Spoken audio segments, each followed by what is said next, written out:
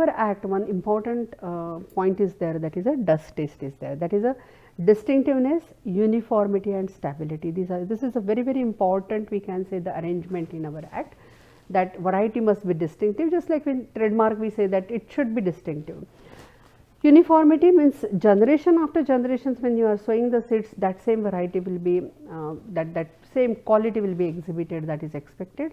The stability of that product, the final product, fruit or grain, that should be maintained, that is expected, and that will be tested by the authority when they are allowing this the registration of this particular variety.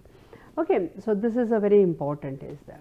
Now further, moving further, you can just check here that chapter 10 is related to the infringement offences, penalties, and then the procedure related to the any illegal activities which are happening